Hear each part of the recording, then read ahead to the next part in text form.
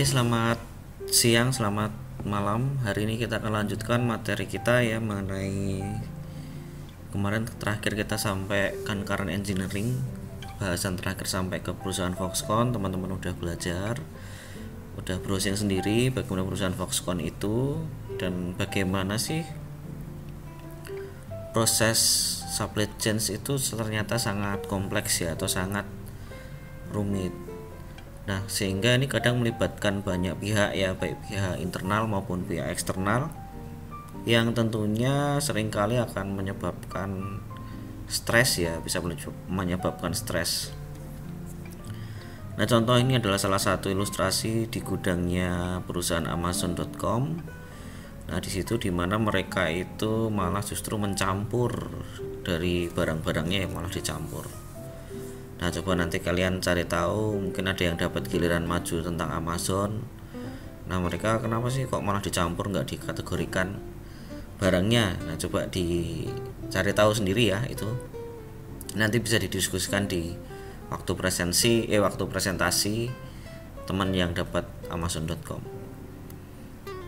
Nah, karena prosesnya yang kompleks, akhirnya menangani barang di gudang, harus ngirim produk dengan cepat, material dengan cepat, mungkin suppliernya ada di berbagai negara, dan juga mungkin harus lewati proses ekspor impor yang sangat kompleks dan rumit ya, sehingga kemudian ada transportasinya melibatkan mungkin kapal laut, pesawat, truk, dan sebagainya. Nah, sehingga supply chain management itu sangat berpengaruh ya terhadap strategi dari kinerja perusahaan. Tetapi di bawah itu, di lapangannya secara realnya itu melibatkan mungkin banyak pekerjaan-pekerjaan yang harus mengangkat secara fisik ya, atau pekerjaan-pekerjaan kasar. Kemudian berbagai macam tantangan juga ada di dalamnya, sehingga akhirnya dicari cara yang inovatif, cara yang lebih baik lah dalam mengelola aliran ini. Nah, salah satunya adalah melalui proses yang namanya outsource, atau kita mengenal istilahnya outsourcing atau model outsourcing.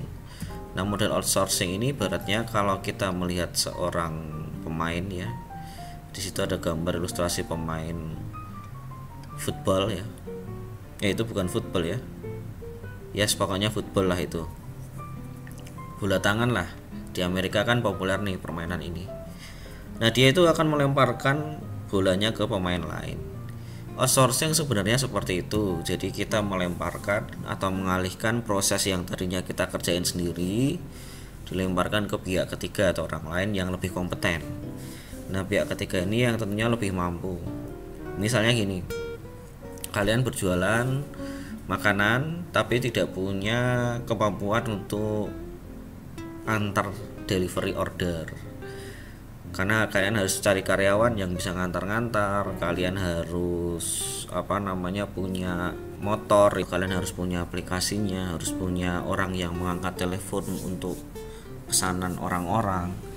Nah, kemudian kita bisa lemparkan aja itu melalui outsourcingnya, atau melalui dengan model outsource, yaitu kita bisa bekerja sama dengan misalnya dengan perusahaan lain ya, yang memang kompetensinya di bidang pengantaran. Misalnya kita bisa kerjasama dengan ojek online seperti Gojek atau Grab, ataupun bahkan bergabung dengan GoFood atau GrabFood. Nah, itu juga sebenarnya salah satu model kita melakukan outsourcing secara sederhana ya, seperti itu.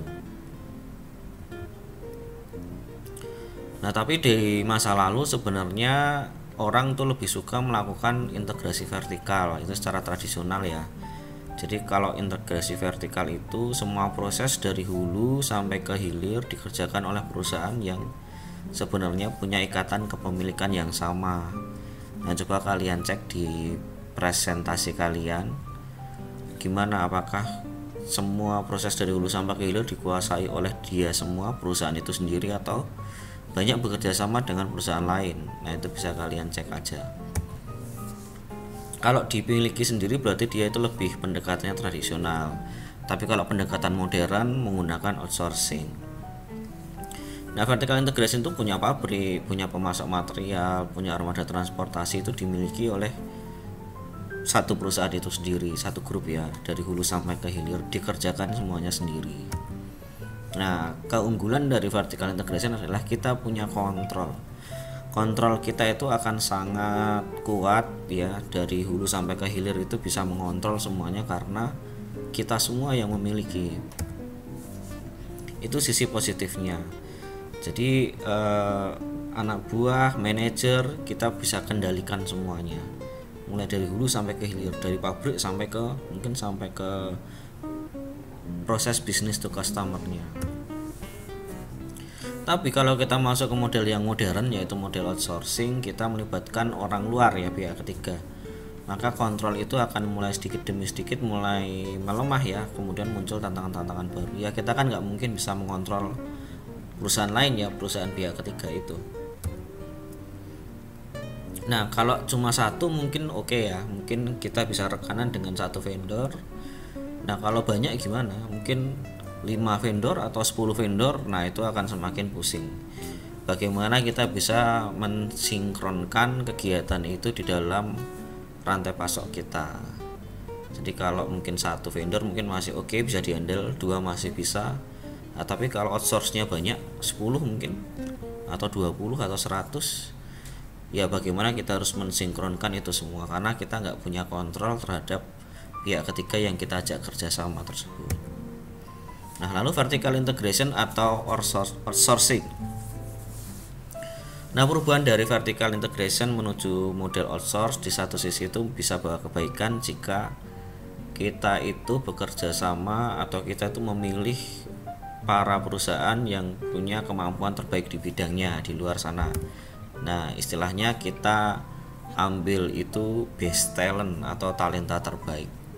Nah kalau misalnya di kesebelasan sepak bola ya, tim kita itu isinya pemain-pemain yang terbaik di dunia ya, pemain-pemain yang dalam bidangnya itu punya striker yang paling bagus, punya back yang paling bagus, punya penyerang sayap yang paling bagus. Nah timnya pasti akan sangat kuat gitu, timnya akan sangat mungkin bisa memenangkan Liga Champion misalnya kayak gitu, karena punya best talent. Nah kalau kita dapat best talent, artinya mereka bisa mengerjakan sebenarnya pekerjaan yang lebih baik dari kita. Nah misalnya kita punya gudang, kita kerjasama dengan perusahaan yang memang fokusnya untuk mengelola pergudangan. Nah pastinya dia akan bisa lebih bagus dari kita. Kemudian transport misalnya, kita kerjasama dengan vendor yang memang core bisnisnya itu di bidang transportasi dan pengiriman atau logistik. Nah pastinya dia lebih menguasai logistik dibandingkan perusahaan kita.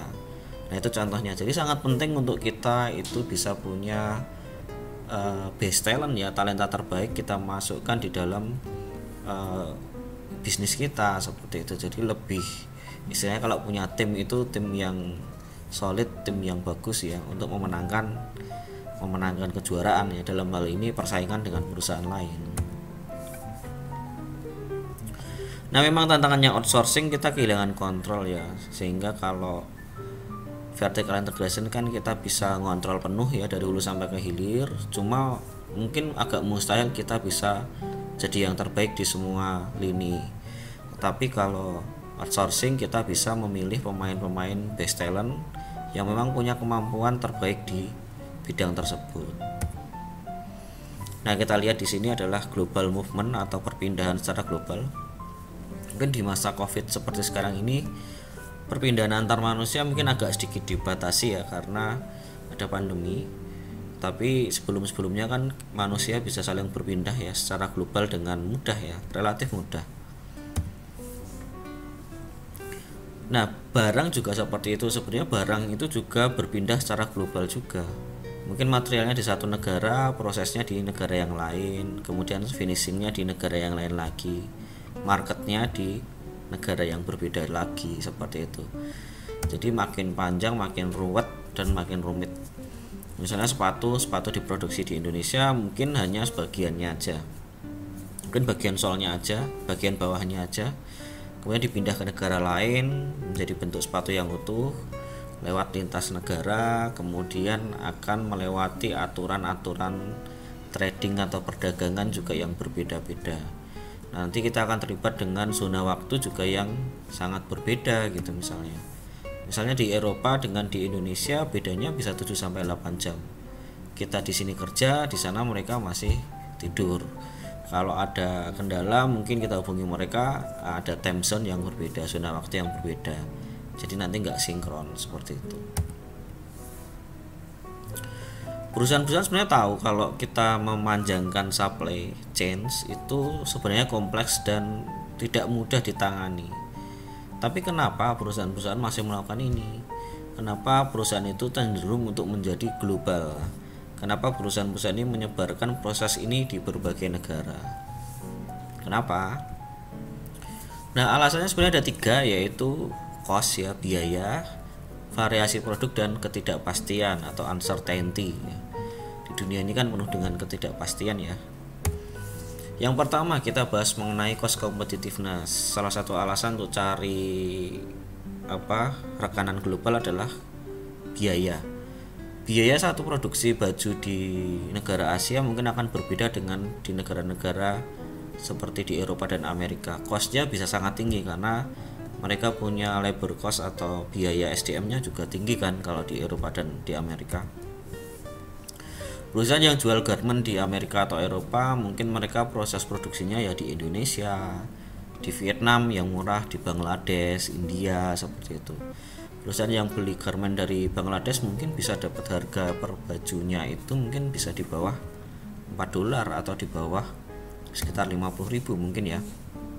Nah, kalau di Amerika ya bisa di atas 10 sampai $12 kalau dihitung cost-nya, production cost-nya ya. Jadi bisa hampir 2 kali lipat, bisa mungkin 150 ribuan kalau kita bikin baju itu di Amerika. Sebenarnya di Bangladesh mungkin hanya 50.000, mungkin bisa di bawah itu lagi. Nah, buat di Bangladesh plus biaya kirim ke Amerika itu mungkin jatuhnya lebih murah dibandingkan jika baju itu diproduksi di Amerika sana sendiri. Jadi mengapa cenderung menjadi global, jauh-jauh bikin di Bangladesh? Ya karena memang jatuhnya lebih murah lagi, seperti itu. Kemudian yang kedua adalah variasi produk. Variasi produk banyak, tantangan juga nggak mudah. Sekarang adalah tuntutan pelanggan itu makin tinggi. Kalau keinginan pelanggan itu makin variatif, perusahaan harus menciptakan 20-30 jenis produk ya, karena harus bersaing kan, harus ngasih variasi ke orang-orang ya.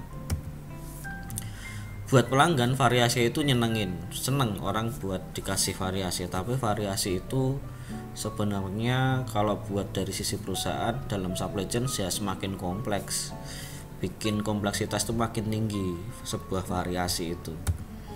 Misalnya soal produksi, antara pabrik yang punya satu jenis barang dengan pabrik yang produksi 3 jenis barang, kompleksitasnya itu ya jauh beda. Teman-teman di sini suruh bikin satu jenis barang, sama teman satunya misalnya si Budi disuruh bikin 3 jenis barang, ya pastinya akan lebih ribet si Budi ini karena dia 3 jenis ya, kompleksitasnya beda dibandingkan yang cuma ngerjain satu jenis saja. Mungkin dari proses setup, dari proses ganti produksi ke produk yang lain harus lebih ini ya, butuh makan waktu. Nah, makan waktu ini proses setup alat misalnya itu adalah waktu yang tidak produktif. Kalau membuat tidak produktif artinya skala ekonomis kita itu akan turun karena proses setup dan macam-macam. Misalnya kita produksi satu barang, misalnya 1000 ya unitnya, masing-masing itu 300, dan 400. Jumlahnya sama 1000 unit, tapi cost per unitnya akan lebih rendah kalau kita produksi 1000 barang itu dalam satu jenis aja. Itu artinya skala ekonomisnya lebih baik karena variasinya lebih sedikit. Nah, seperti itu. Skala ekonomis itu apa? Skala ekonomis itu turunnya biaya produksi per unit yang terjadi bersamaan dengan meningkatnya jumlah produksi atau output. Nah, teman-teman bisa coba cari contohnya mengenai skala ekonomis ini. Silahkan sambil belajar mandiri ya, nanti coba dipelajari, dibaca mengenai skala ekonomis. Nah, uncertainty atau ketidakpastian, barang datang dari supplier mungkin nggak bisa kita duga kapan ya, karena mungkin ada bencana alam, ada kemacetan, kemudian ada hambatan macam-macam, hambatan regulasi dan lain-lain. Nah, mungkin waktu kita cek waktu datang ternyata rusak, seperti itu. Pak Ade pernah punya pengalaman beli sebuah barang ya, Pak Ade kan produksi ya, itu datangnya itu hilang separuh gitu loh, bahan bakunya itu hilang separuh, bener-bener hilang separuh gitu. Dan waktu saya tanyakan ke supplier juga nggak bisa jawab karena dia bilangnya ngirimnya full kapasitas. Ternyata waktu datang cuma separuh, jadi hilang separuh di jalan itu bahan produksinya. Kenapa? Karena nggak tahu gitu, mungkin dari kurir atau mungkin kurirnya nakal atau logistiknya rusak di jalan. Terus tapi waktu datang itu memang rusak sih packagingnya, jadi hilang di jalan itu separuh sendiri. Jadi ya itu seperti itu, kejadian-kejadian seperti itu mungkin akan kita temui kalau kita punya vendor atau supplier di luar kota ya, bahkan di luar negeri. Akhirnya kan kita nggak bisa gunakan 100% material itu ya, harganya juga nantinya akan jatuhnya cost kita jadi tinggi. Misalnya pesan 10 kilo kok yang datang materialnya hanya 5 kg, yang 5 kg hilang di jalan. Nah itu kan akan sangat merugikan kita. Kemudian ada ketidakpastian harga juga bisa berpengaruh. Ketidakpastian di hulu kaitannya dengan harga, misalnya harga material bahan baku kita ya. Misalnya pertanian ya, harganya bisa naik turun mengikuti panen, mengikuti musim ya, mengikuti cuaca dan macam-macam. Kemudian ketidakpastian waktu kedatangan barang, kualitasnya beda. Ketidakpastian dari sisi harga juga, harganya naik turun. Mau lebaran tiba-tiba harganya naik ya, bisa seperti itu terjadi. Ketidakpastian di hilir, permintaan barang naik, permintaan barang turun ya, karena pandemi tiba-tiba permintaan barang turun. Kemudian masihkah kita bisa produksi secara efisien kalau ternyata permintaannya turun, padahal kapasitas mesinnya harus diisi full. Mau dijual kemana kalau daya beli masyarakat rendah, seperti itu ya. Jadi banyak faktor-faktor yang akan merumitkan ya proses-proses itu. Ketidakpastian internal, misalnya kita punya karyawannya mogok kerja, kemudian karyawannya berdemo, misalnya menuntut THR, menuntut kenaikan gaji, itu juga bisa terjadi. Pabrik kita mungkin rusak, mesin kita rusak, spare partnya harus terlambat, nggak bisa diperbaiki secara cepat. Tenaga kerja tidak produktif ya, demonstrasi karena tidak puas. Ketidakpastian politik, misalnya terjadi kerusuhan, demonstrasi, perubahan regulasi dan sebagainya. Jadi ini adalah ketidakpastian. Oke, kita lanjutkan di minggu depan materi kita. Jadi terima kasih sudah menonton video ini dan semoga bisa dipelajari. Ada beberapa poin-poin diskusi yang bisa kalian belajar secara mandiri untuk di rumah ya, sambil kalian baca-baca. Jangan lupa untuk tugas ada kaitannya dengan blockchain dan supply chain. Jadi ini salah satu tema yang cukup menarik ya, malah justru sangat menarik tema ini karena nanti bisa terkait ke mata uang kripto atau cryptocurrency yang sekarang sedang hits dan sedang booming banget. Mungkin teman-teman ada yang main kripto di sini, itu keterkaitannya sebenarnya apa sih fungsi kripto itu, kenapa ada blockchain, dan di dunia supply chain atau dunia operasional bisakah blockchain itu dipakai untuk membantu proses supply chain. Terus itu bagaimana caranya, kalian bisa cek di Google, kalian bisa belajar di YouTube, belajar di Instagram, belajar di TikTok ya. Itu banyak sekali ilmu-ilmu yang bisa kalian pelajari. Pastikan dapat sumber yang terbaik dari internet untuk menulis artikel tersebut. Oke, terima kasih teman-teman. Silahkan ke liburan ya, kita sekarang libur dulu 1 minggu kira-kira, tapi nanti kalau ada video baru akan saya informasikan. Terima kasih.